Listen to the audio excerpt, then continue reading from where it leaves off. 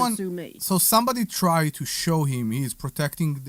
They are protecting their interest by saying that, and now to gain their trust maybe, and that's what they told them, your tenants, your potential tenants, and now they feel that someone is trying to rip them off. Yeah, they think that I'm trying to rip them off. I get Right, it. exactly. That's the And problem. That's exactly what I'm yeah, saying. that's what I said. I'm And like, that's based on basically zero. Yeah, it's based on basically zero. They're like, oh, I heard it from a friend who I Who heard it from a friend who heard it from a friend. Yeah, from right, a friend. exactly, right, And I'm right. like, why would I? And I Right. said, this is to protect you in case something happens. And I said, this is to protect me if somebody falls and breaks their leg on the property, they're not going to just It's sue more you. than that. You know that renters insurance also protect them for neglection. Let's say they light a candle and they left the candle on the table, and it can be proved, and they burn the house. You want that their policy will kick in first. Why would they be in a situation that you will sue them for burning down your house while they are uninsured and you need to go through your insurance? Because the first thing that your insurance will do, your insurance company, according to your policy, the first thing they will do is they will find the tenant and sue the tenant. Maybe they will pay you, but they will sue the tenant. Why won't the tenant want to be in a position that they are protected? Them themselves, not the property. Them themselves need to be protected. Right, but what I think is happening is that they're hearing from, Joe Blow around the corner. Well, they don't know. People don't Yeah. know. They're silly. That's why what you did was perfect. You have two choices. You can listen to me, or you can not rent the property from me. Yeah. Perfect response. I'm so happy because usually you always yell at me for my responses. No, it's a and perfect that was response. It's different. exactly the way I want to handle it. I said, listen, you can listen to your friends, or you can rent an apartment from me. I'm named as additional insured. As a matter of fact, I even put myself as trustee as additional insured too. Yeah, so I have the property trust, and then I have me as this one. So Yeah, exactly. the only benefit for you as additional interest is that you get a notice if they don't pay the bill. cancel the Right. policy, Right. not Yeah, renew the yeah. policy, or anything like that. Exactly. I think even if they have a claim, let's say something happened, I don't know, the basement flooded and their stuff got ruined, and they didn't tell you anything, the insurance company will tell you will get a letter with the claim, All right. with the summary of the claim. So you do want to be that, but it doesn't come aside from the additional No, I insured. need to be additional interest. Correct. Yeah. No, So we teach a lot of stuff about landlording at Investor Schooling, because landlording is a skill. It's not it's not something you just wake up one day and learn to do. You think you give somebody a lease and they're great tenants. Mm-hmm. Well, the problem is, as we said before, there's no such thing as bad tenants. There's only bad landlords. Mm-hmm. And if you don't know how to be a landlord, I guarantee you're going to have bad tenants, only because you've created bad tenants. Correct. All right, give the phone number out. That's 855-939-1137. 855-939-1137. Hoping, do you see it on? If they see it on the screen, you think? So Facebook is now live again. Okay, I actually think I figured out the problem. amazing. But there's nothing I can do about it right now. So The if iPad is too old. if you hear us, please iPad's call too at old. Yeah. 855-939-1137. 855-939-1137. Too many upgrades. Apple's done too many upgrades, so I this know. iPad is too old. Okay. And what's happening is it's crashing. Everybody, all the Because companies. I'm watching the memory, the CPU load, Yeah. and it's cranking. Okay. So it keeps peaking. And I think when it peaks, it goes off. we need to be. We That's need to what's buy going an on. iPad, So iPad I got Pro, another iPad.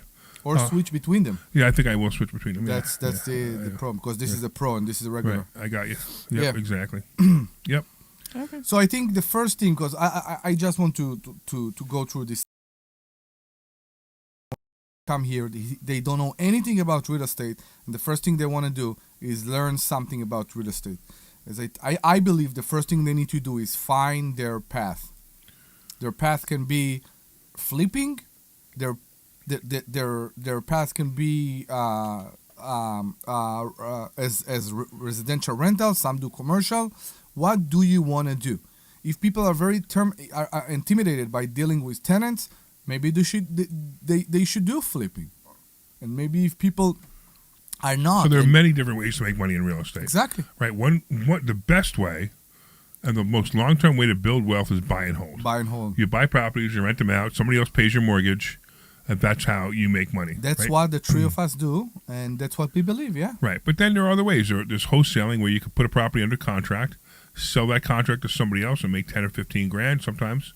Sometimes you make less. Sometimes you make more. I mean, I made my highest wholesale deal was I made $63,000 on a wholesale deal. That was great. Yes, You know, but that's So- work. it's work. That's right. require But it's not terrible work. work. It's not hard work. It's Yeah. just work, right? Then you've got fix and flip, which to me is the most amount of work. You buy a property, you renovate it, and you sell it to somebody else, and you make money. That's a lot of work. And the least stable one, do you agree? I don't know. When you say least stable, what do you mean by that? I mean that the market do change sometimes, and you never know how much you can make over a property when you do flips, and it's more risky. Let's say that Okay. you can buy a house extremely under market value, and then the Right. risk go down or maybe even go away. Yeah, sure.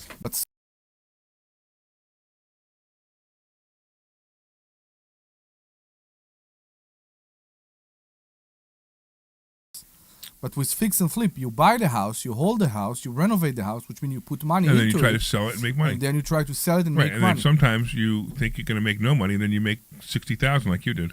You never know. That was good. You never I know. got to tell you, the market shifted just on time for you. It was amazing. You got so lucky on that. I'm so I happy. don't you know did. about that, and I'm not sure even I understand the market right now. I don't get the market right now. The market's unpredictable at the moment. The market, It doesn't make any sense, the market. I look at houses that the listing is over. There's one in Newtown. I will show it to you. The listing is over right now, and they're relisting it with a different agent. Okay, higher than the price they couldn't get a few weeks ago. Which is it? Some people that are stubborn and they don't understand the market shift. It's just strange. And on the other hand, we see we see places that people are doing price cuts basically every week. Yeah, right. So And that's what's happened. It's exactly the market I predicted. It's happening exactly the way I said it was going to happen. Was we're going to start to see this happening. Then we're going to start to see other. We're going to start to see changes yeah, with the market, and we're seeing it. We're seeing two identical houses. One sells for over list, the other one we can't even get anybody to even write an offer on. It's going to happen. so I think that if we talk about wholesaling, that's the thing. We're in times that if your house will be prettier, you will get, which is always true. But if your house will be prettier, you will be able to get more for it. So I want to something you just said kind of sparked something. Somebody, I don't know how I got onto somebody's wholesale list, and they send me out. It was interesting. I think I talked about it in class last week a little bit. They wanted me. There was a couple properties that were in. I think actually they were in Norristown. Remember I was telling you about that? There was 4 properties. The guy was selling them in Norristown. Pottstown. Oh, Pottstown. Okay, Pottstown. Pottstown. And they were 4 row homes that they were looking to sell. And I was talking to the guy. I said, yeah, I'd be interested. Give me a little more information. So before he sent me any information, he wanted me to sign a contract, which says that he was not representing me, which is fine, whatever. But the other thing that I thought was really interesting as a wholesaler company that they were doing was that they needed to have, for me, just to go out and look at the property, just to look at it, I needed to have proof of funds. Yeah. And then by the end of the day, I would need to have a offer put in, and the price was non-negotiable. So Do you need to bring lunch with you too to the it was agent? just like amazing. So I guess the thing that I want people to be aware about is like beware of some of these wholesaling companies who are trying to sell you properties that require so many of these different things, because it's just not something. Yeah, it's not necessary. Something's wrong, right? So I could see proof of funds if you're about to make an offer. Sure, I sort of can see it.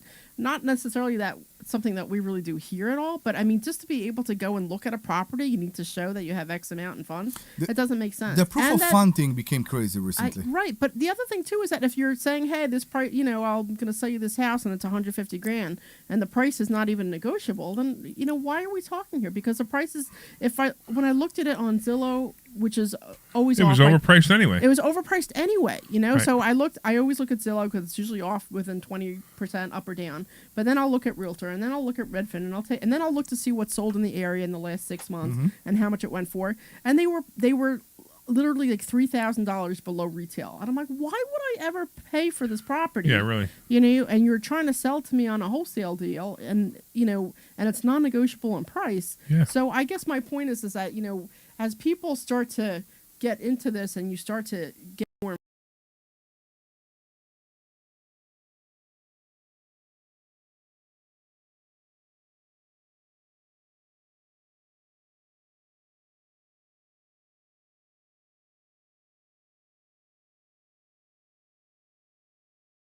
just hold on to it for a while, or What'd you buy it at? 137. Okay, so you were a victim of the news, and you like to lose money, huh? Uh-huh. Okay, well, Is the it video is going to go below 100, and that's when you should buy it. maybe you bought I it before see. the split? No, it already split. But it's going to go below 100, and then it might come back to 120, 130. So you can either hold on to it for the next 5 years and make your money back, or if you want to have a more useful place for that money, you might want to put it somewhere else. You know, this is the problem. The problem is people get stuck on hype, and you got pulled. You got pulled right in. You got pulled right How in. about one more question? Yeah, sure. You hear everywhere advertised for gold, gold, gold. You know what? That is not solid. I saw gold drop $75 in one day. So what? Well, what are you going to do with the gold? It is not solid. Are you going to sell the gold in one day? No, but I bought a nugget. I lost $16,000. You bought $16,000 worth of. You didn't wait. No, I lost $16,000 on gold. No. Everybody's saying to get in. Well, hold on one second. Two things about gold. The first one is you didn't lose $16,000. The value of your gold went down $16,000. You didn't sell it that day, did you? No, I have a ETF. Yeah, okay. Oh, you have an ETF. So you didn't buy gold. You bought an ETF. You didn't buy gold. You bought an ETF. So now you have to. Yeah, you need to learn how to buy. You need to learn how to buy technical. You need to learn how to buy technical charts. So we teach technical charts in investor schooling. So what you're doing is you're going. Some guy on some radio station somewhere said buy gold. Some advertiser usually, and you said, all right, I'm going to buy gold, and then you lost money. So you need to learn how to. Everywhere. No. You need to learn how to do this right. Right. See, I don't buy. I buy very little gold. I buy a lot of silver, but I don't buy silver for an investment. I buy silver for the zombie apocalypse. To me, if the monetary system goes down, Bitcoin, you can't get Bitcoin anymore because the computers all go down, or maybe you can't use your credit cards or cash. Everything's all good.